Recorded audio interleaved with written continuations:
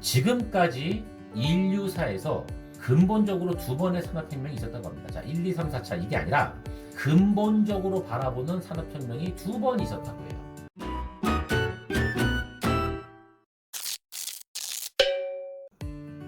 안녕하세요. 다정환입니다. 오늘 이야기할 책은 눈 떠보니 선진국입니다. 2021년 8월에 출간됐고요. 지은이는 박태웅, 한빛미디어 이사회의 의장이시네요. 이분은 한빛미디어 이사회 의장을 거쳐서 현재는 녹서포럼의 의장을 맡고 있습니다. 2021년 정보통신 분야 발전에 기여한 공로를 인정받아서 동탑 산업훈장도 받으셨고요. 저서로는 이 책하고 박태웅의 AI 강의 이게 있습니다. 근데 녹서포럼이라고 했는데 녹서가 뭔지 아세요? 녹서? 사실 저도 이 책을 통해서 처음 알았거든요. 간단하게 말씀드리면 어떤 정책을 결정하기 전에 사회적인 토론이 필요할 때 이 토론을 요청하는 거 이거라고 합니다. 자, 출판사 서평을 먼저 보면 저자는 IT 전문가로서 지금 한국 사회가 어느 지점에 와 있는지, 선진국으로 판단할 핵심 지표는 무엇인지, 우리의 사회 시스템은 무엇이 문제이며 우리나라가 진정한 선진국으로 가기 위해서는 어떻게 변화시켜야 하는지를 다양한 팩트와 인사이트로 날카롭게 집어낸다 라고 설명을 했습니다. 대한민국은 정말 선진국이 된 걸까요? 국민들이 다 그렇게 생각을 할까요? 아니, 여러분들은 어떻게 생각하세요? 아니면 혹시 아직 선진국이 아닐까요? 그렇다면 그렇게 생각하는 이유가 뭐죠? 자, 우리 국뽕에만 차서 너무 좋게만 생각하지 말고요. 냉철하게 한번 생각을 해보자고요. 자, 이 책은 세 개의 부분으로 구성되어 있습니다. 첫 번째는 선진국의 조건, 두 번째는 고장난 한국 사회, 세 번째는 AI의 시대, 이렇게 되어 있고, 제가 읽어보니까 살짝 약간 좀 산만한 느낌의 구성이기는 해요. 그런데 미래를 예측을 하려면 필요한 대한민국의 현 주소를 아주 정확하게 묘사를 했습니다. 굉장히 감명 깊게 읽은 책입니다. 재밌게 읽었어요. 자, 바로 들어갈게요. 첫 번째, 선진국의 조건이에요. 한국은 세계 최고의 후발 추격국입니다. 발음도 안 되네요. 세계 최고의 후발 추격국이래요. 생소한 단어긴 한데 아무튼 선진국을 따라가기 위해서 열심히 노력하는 나라라는 거죠. 그럼 아직 선진국은 아니라는 얘기인데 왜 그러죠? 선진국을 따라간다는 말은 우선 그 나라가 성장을 해야 된다는 거예요. 그런 의미에서 대한민국은 사실 이미 성장할 만큼 다 했거든요. 다 성장한 거예요. 성장을 해야 될 시기 어떻게 라는 거에 관심을 가졌습니다. 사실 그거에 관심을 가져야 돼요. 그래서 대한민국도 성장이 가능했고요. 그런데 어느 정도 성장을 하고 나면 계속 어떻게에 관심을 가질 것이 아니라 무엇을과 왜라는 것에도 관심을 가져야 되는 겁니다. 그런데 한국은 그렇지 못하다고 하는 거죠. 여전히 익숙했던 어떻게에만 관심을 가지고 있다는 겁니다. 무엇을 하고 왜에 관심을 가진다는 것은 어떠한 문제에 대해서 특히 이제 새로운 문제인 겁니다. 그러한 문제에 대해서 정의를 내릴 수 있다는 것을 뜻한다고 지은이는 설명하고 있어요. 맞아요. 성장기에 어떻게 할 것인가로 고민을 해서 지금까지 성장을 해왔다면 더 이상의 성장은 불가능하죠. 왜? 그때부터는 성장이 아니라 성숙해져야 되니까요. 근데 대한민국은 아직도 성장만 하려는 모습인 거예요. 그래서 현재 대한민국을 보면 이게 과연 선진국인지 의심스러울 때가 있다고 얘기를 합니다. 성장, 그렇죠? 성숙. 자, 지은을 소개할 때 녹서포럼의 의장이라고 했습니다. 자, 녹서가 뭘까요? 저도 처음 들었는데 그럴 만한 이유가 있더라고요. 우리나라에서는 이 녹서가 생소하거든요. 혹시 들어보신 분 계세요? 녹서? 자, 이게 뭐냐면 어떠한 정책을 결정하기 전에 그 정책을 결정하기에 앞서서 사회 전체에 그 사회에 토론을 하자. 이 토론을 요청하는 제안이라고 해요. 그게 녹서라고 합니다.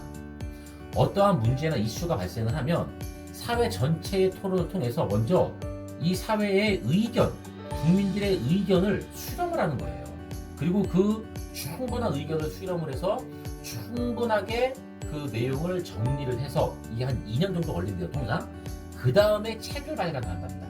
그렇게 발간된 책이 뭐냐? 그게 백서입니다. 즉, 녹서라고 하는 거는 백서의 토대가 되는 거죠. 이 제도를 독일의 사례를 들어서 설명을 해줍니다. 자, 독일은 어떠한 정책적인 일을 할 때 가장 먼저 녹서를 작성을 하고 그 후에 백서를 출간을 한답니다. 자, 그렇다면 우리 대한민국은 어떨까요? 야, 우리 대한민국 그런 과정 없이 바로 백서로 출간합니다. 야, 녹서 그딴 거 필요 없다는 거죠. 바로 백서로 갑니다 그냥. 사회적인 합의 필요 없고요. 거치지 않고요. 하다못해 뭐 의견 수렴, 토론, 이런 것도 다 거추장스럽다는 거죠. 그냥 제껴버립니다 그냥. 바로 백서가 나옵니다. 빨리빨리 해되면서 대한민국 그런 거추장스러운 단계에 거치지 않죠. 대단합니다. 그러다 보니까 동의할 수 없는 의견이 아주 많이 나오게 되는 거죠. 이러한 상황이라면 통상 뭐 2년 걸린다고 하는데 20년이 걸린다고 해도 그 정책적인 문제가 제대로 해결될 수 있을까요? 될까요? 과연? 안 돼. 아마 20년 동안 싸우기만 할걸요. 그저 우리나라에서는 어떤 이슈를 그냥 정치적으로만 이용하려는 모습 때문에 정말로 진정으로 국민이 원하는 방향으로 진행되지 못하는 경우가 허다합니다. 국민들의 의견을 수렴한다. 야, 이거 하루빨리 도입해야 되지 않을까요? 필요하다고 보는데. 자, 이렇듯 선진국이 된다는 것은 어떠한 새로운 문제와 영역에 정의를 내린다는 겁니다. 그것도 토론과 의견 수렴을 통해서 새로운 문제에 대해서 정의를 먼저 내리고 필요한 해결 방안을 도출해내는 과정인 겁니다. 그런데 잘 생각해 보시면 대한민국은 아직 새로운 어떠한 것에 먼저 정의를 내린 사례를 볼 수가 없어요. 당연하죠.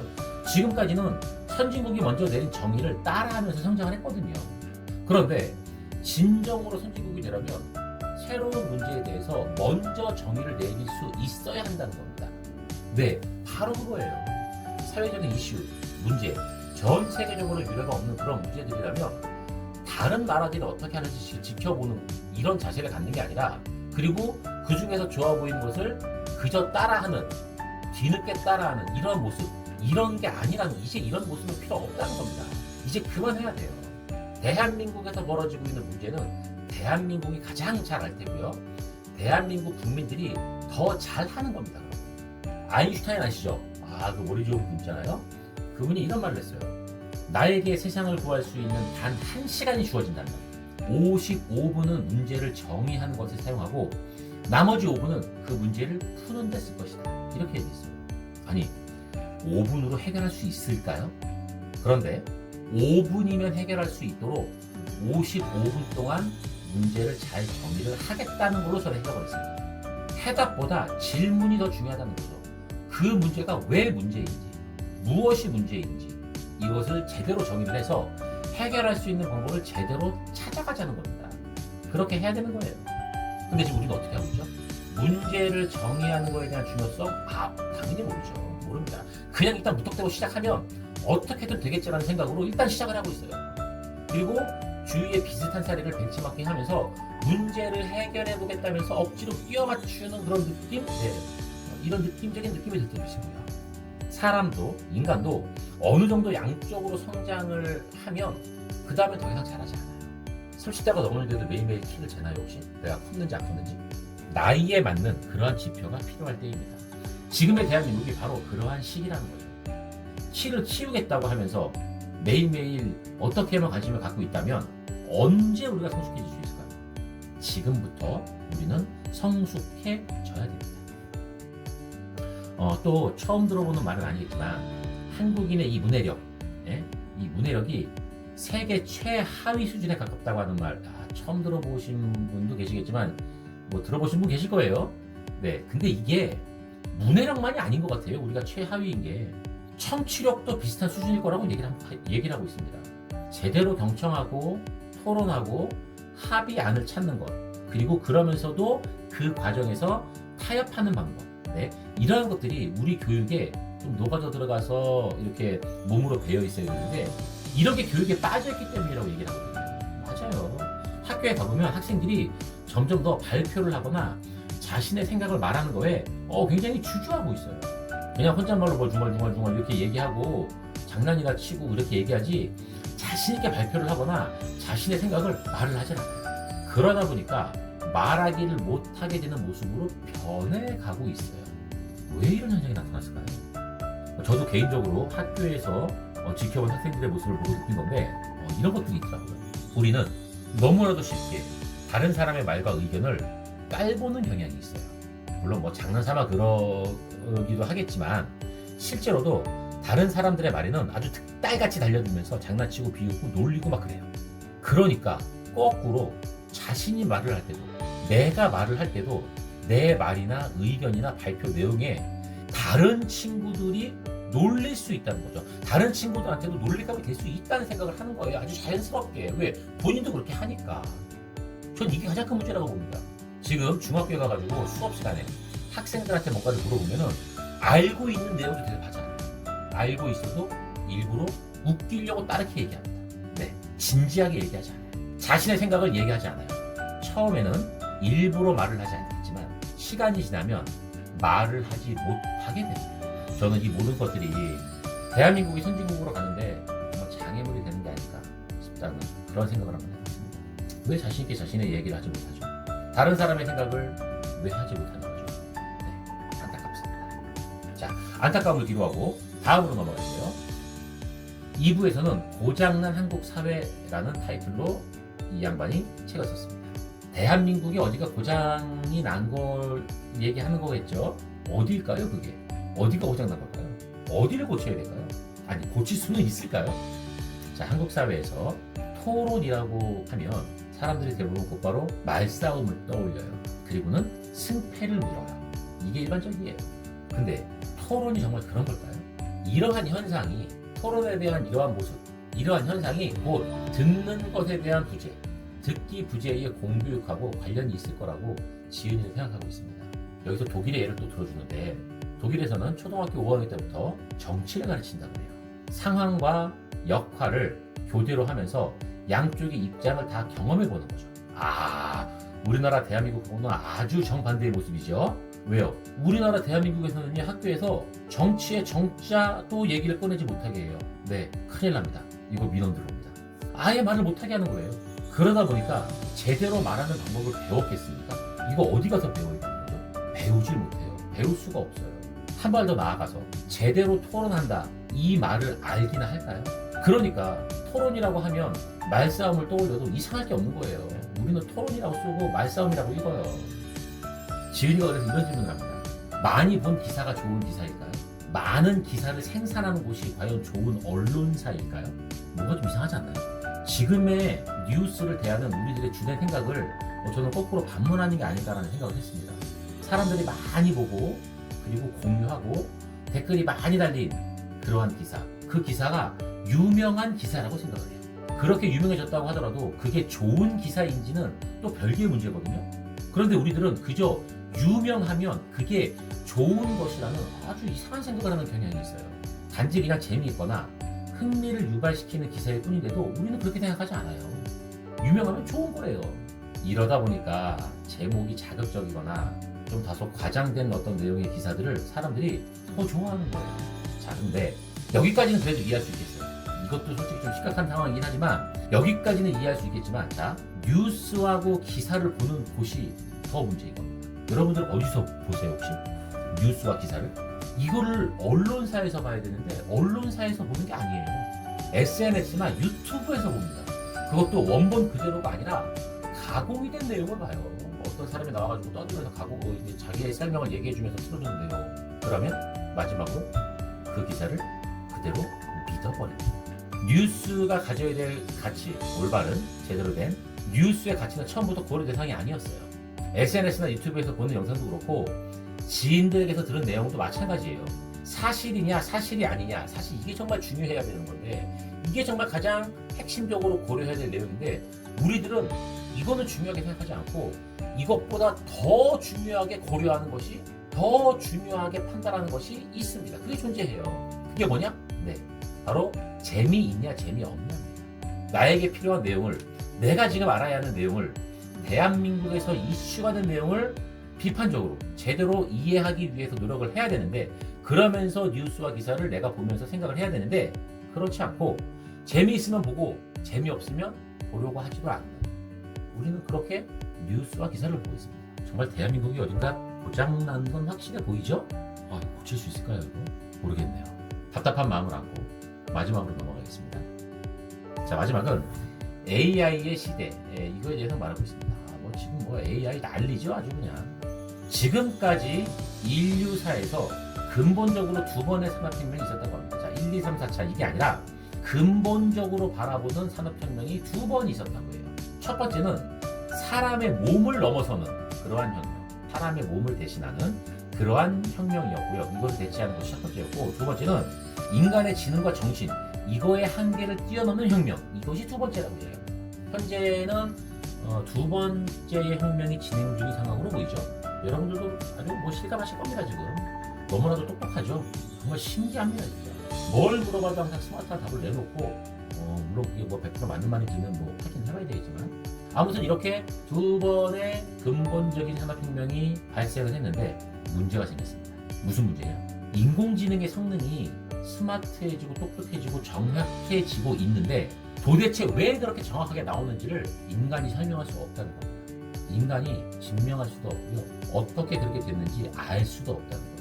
이런 문제가 발생했어요. 이거 굉장히 심각한 문제라는 겁니다. 심각합니다. 자, 그 전까지는 어떠한 프로그램들을 인간이 만들어서 구동을 시켜서 입력과 결과가 나오게 만들어 놨을 때, 입력을 넣어서 결과가 나왔으면 그 중간 과정을 알 수가 있었어요. 왜 이런 결과가 나오는지. 원하는 결과가 나오지 않으면 다시 그 내부를 들여다보고 코딩해서 수정해가지고 원하는 작동을 할 수 있도록 고칠 수 있었어요. 수정할 수 있었어요. 그런데 지금의 인공지능은 이런 수준이 아니라는 겁니다. 인공지능을 흔히들 블랙박스라고 부르곤 해요. 말 그대로 그 내부에서 어떠한 일이 일어나고 있는지 전혀 알 수 없습니다. 그러다 보니까 이제 공상과학 소설이나 영화에서는 아주 그냥 인공지능을 그냥 아주 끔찍한 모습으로 묘사를 하거나 인공지능의 세상에 대해서 아주 그냥 버라이어티하게 아주 그냥 상상을 하잖아요. 인류를 지배를 하고 통제하려고 하고 아무튼 그렇게 합니다. 자, 다만 우리가 그래도 추측할 수 있는 내용은 어떠한 데이터로 학습을 시켰느냐, 이거는 알 수가 있다. 자, 다시 얘기하면 지금 AI가 뭔가의 결과물을 우리한테 질문에 의한 결과물을 내보내고 있는데 그 결과물이 어떻게 나왔는지는 설명할 수가 없어요. 다만 그 인공지능을 어떠한 데이터로 어떤 내용으로 무슨 내용으로 학습을 시켰느냐는 알 수가 있다는 겁니다. 그걸 가지고 AI의 추론 과정을 우리가 인간이 추측을 하고 있답니다. 정확한 것도 아니에요. 그냥 추측할 뿐이랍니다. 그런데 여기에도 문제가 남아 있습니다. 어떤 문제냐? 인간이 준 데이터로만 학습을 하는 것이 아니라 스스로 학습을 더해요. 이 인공지능이. 이제 환장하죠? 스스로 학습을 더했는데 그것은 무엇으로 어떻게 했는지 그것도 알 수가 없습니다. 이땐 더 알 수가 없어요. 알기 힘들어요. 자, 결국에 인공지능이 어떠한 일을 벌일지 모르기 때문에 인간으로서는 그렇죠. 이 인공지능이 스스로 계속 저렇게 학습을 하고 똑똑해지면서 무슨 일을 벌일지 모르잖아요. 그래서 만약의 사태를 대비하기 위해서 전원 버튼, 리부트 버튼 이런 것들을 만들어놔야 된다고 지금 주장을 하고 있습니다. 물론 지금까지 있었던 인공지능 폐기된 것들 그런 거 있었어요. 정말 필요한 장치입니다. 자, 아무튼 현재의 시대는 인공지능을 학습시키기 위해서 데이터라는 것이 필요한 시대입니다. 데이터가 그래서 지금의 어떤 유전이라고 보여줘도 됩니다. 새로운 석유인 생긴 거죠. 사용자들의 데이터를, 이 유전을 누가 많이 가지고 있느냐에 따라서 그 기업의 경쟁력이 좌우되는 겁니다. 이런 세상이에요 지금. 그러니까 여러분들도 여러분들의 데이터, 정말 소중한 데이터를 정말로 잘 관리를 하셔야 됩니다. 아무 사이트에서나 그냥 개인정보에 동의하지 마시고요. 이게 정말로 꼭 필요한 동의사항인지를 확인을 꼭 해보셔야 됩니다. 그렇지 않으면 기업들만 더 이익을 보는 상황이 지속될 수 있어요. 그리고 우리들은 많은 데이터의 공유로 인해서 어떠한 피해를 받을 수 있는지 알 수가 없어요. 몰라요. 아무튼 개인정보 관리 잘 하셔야 됩니다. 이런 내용 어떻게 생각하실까요? 숟가락 젓가락의 발전이 멈춘 지 100년이 넘었다. 책상 의자의 구조도 그대로다. 키보드도 그 모양 그대로다. 키보드가 작아질 수 없는 이유는 손가락이 작아지지 않아서이고, 수저가 바뀌지 않은 것은 인간의 입과 손이 더 발전하지 않아서이고, 책상과 의자는 인간의 엉덩이와 다리가 더 발전하지 않아서다. 끊임없이 발전을 이룬 것들은 결국 이 지점, 즉 인간을 위해서 멈춰버린다. 그러나 AI는 발전이 멈추지 않을 것 같아 보인다. 왜냐하면 더 발전하지 못할 이유가 없기 때문이다. 정말 이 구조를 보고 소름 돋았습니다. 진짜. 과연 AI는 어디까지 발전을 할까요? 우리들이 상상하는 그곳까지 발전하고야 말 것 같습니다. 이 책은 미래를 그려보는 어떤 그 책들 중에서 그나마 좀 현실적으로 그 수준을 작성한 느낌이었어요. 뭐 쓸데없이 그냥 상상의 나래를 펴거나 그냥 공포감을 조성하거나 뭐 이런 것들이 없어서 저는 읽을 때 좀 편했습니다. AI라는 것이 아직은 인간에 의해서 통제가 되고 있고 또 폐기가 되고 있는 현실을 보면서 약간의 좀 안도감 같은 것도 좀 느껴졌어요. 우리들이 몰라서 그렇지. IT 산업의 발전을 이제는 선진국의 위치에서 정말로 선도하기 위해서 짚어봐야 할 것들을 이 지은이가 제시했습니다. 선진국을 따라가면서 선진국이 되었습니다. 대한민국이. 하지만 아직도 따라만 가려는 관습이 남아 있습니다. 자, 이제는 개척해 가야 됩니다. 사실 다 빼먹고 남은 게 없거든요. 앞으로는 우리 대한민국이 정의를 내려야 될 때입니다. 뭐 답을 찾으라는 게 아니에요. 문제를 해결하기 위한 필요한 질문을 잘 해야 될 때라는 겁니다. 좋은 질문은 좋은 답을 유도할 수밖에 없으니까요. 많이 들어갔잖아요. 여러분들이 일하는 곳에서 정의를 내려야 한다면 스스로한테 필요한 질문을 한번 해보세요. 그 문제에 대한 정의를 내릴 수 있도록 여러분들에게 영감을 줍니다. 자, 이 책은 여기까지 할게요. 여러분들의 다양한 생각과 의견을 댓글로 남겨주시고요. 좋아요와 구독도 부탁드리겠습니다. 자, 지금까지 다정한이었습니다. 감사합니다.